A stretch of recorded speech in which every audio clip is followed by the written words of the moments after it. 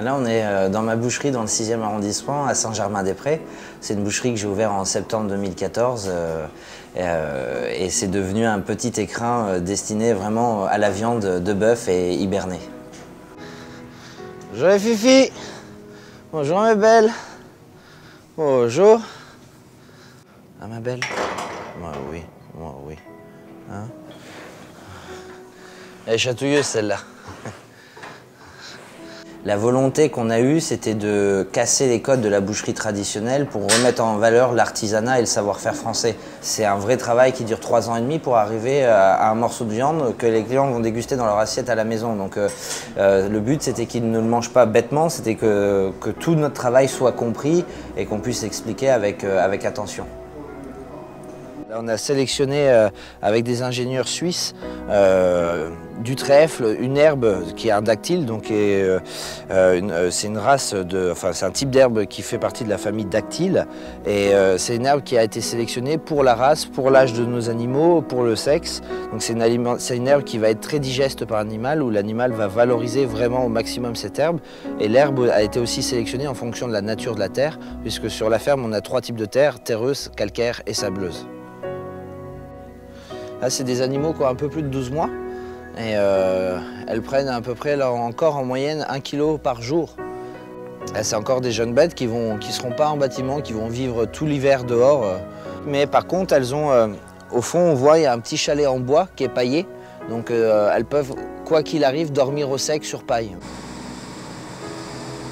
Quand l'animal vit dans des bonnes conditions, le comportement est quand même pas le même qu'une bête qui vit dans des conditions dans une ferme sale et pas avec des box pas paillées.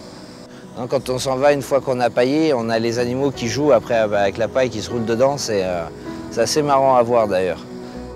Les bêtes en fait vivent dans les forêts pendant 2 ans, 2 ans et demi. Et ensuite, pour contrôler le stade final d'engraissement, elles rentrent dans ces bâtiments, dans ces box qui sont paillés tous les jours. Là, on apporte une alimentation qui est totalement différente, qui permet de mieux terminer l'animal, mieux terminer son état d'engraissement. Et l'alimentation est très très importante puisque c'est elle qui va définir l'acidité de la viande, la qualité et la quantité du gras intramusculaire. Et ces 3 éléments-là sont super importants parce qu'ils vont donner, c'est eux qui vont définir les temps de maturation après la mort de l'animal. Ça, c'est du tourteau de lin pressé à froid. Donc c'est très important que ce soit pressé à froid puisqu'on conserve l'huile à l'intérieur. Donc c'est un tourteau qui est assez gras et qui va apporter tous les oméga 3, tous les oméga 6 à la viande, qui va permettre d'avoir un gras qui ne va pas être oxydatif lors de la maturation. Donc on n'aura pas ce goût rance en bouche après à la cuisson, enfin lors de la dégustation. Et donc c'est un tourteau qui coûte très cher à produire mais qui permet d'avoir une viande vraiment de très très bonne qualité. On tue des animaux très jeunes, on obtient une viande normalement très claire. Là, la viande est d'un rouge pourpre puisque les animaux sont en permanence en train de bouger dans les forêts, donc ça permet d'avoir une couleur très pourpre. Et donc oui, il faut essayer de comprendre, maîtriser tous les éléments qui vont intervenir sur la qualité de la viande pour pouvoir lui donner une identité. Donc après, nous, on n'élève que des blondes d'Aquitaine, que des femelles. C'est pour avoir une régularité en termes de qualité de grain de viande, pour pouvoir donner à la viande une identité. Parce que l'objectif de notre maison, c'est de pouvoir donner une identité à la viande, c'est qu'on soit capable de reconnaître la viande Polmar à l'aveugle. Donc la race, l'éleveur et le boucher. Alors là, on est sur la chambre de maturation. Donc la maturation, ça sert à 2 choses, à attendrir la viande et à rehausser son goût. Et on est l'une des rares maisons à faire une maturation sous atmosphère contrôlée. C'est-à-dire qu'on fait une maturation pour chaque muscle de chacune des bêtes en fonction du pH et de la quantité et de la qualité du gras intramusculaire. Et donc, lorsque la bête est abattue, on fait une analyse des 3 éléments. On va mettre la viande sous atmosphère contrôlée, donc ça ressemble à un sous-vide, sauf qu'on laisse de l'oxygène et de l'humidité pour que la viande rejette l'exudat. Et on arrive à définir au jour près le nombre de jours pour que la viande atteigne le stade optimal de la maturation.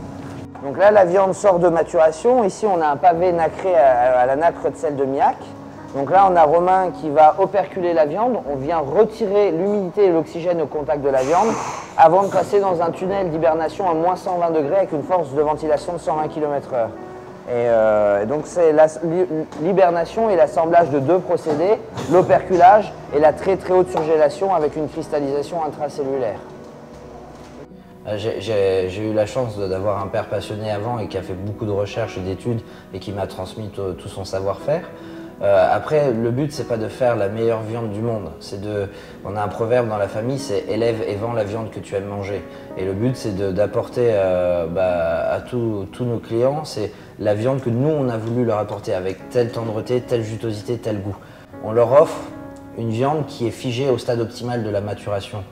Par l'hibernation, on a réussi à figer cette identité-là et c'est ce qui permet d'avoir en permanence la viande que moi j'ai souhaité apporter à l'assiette.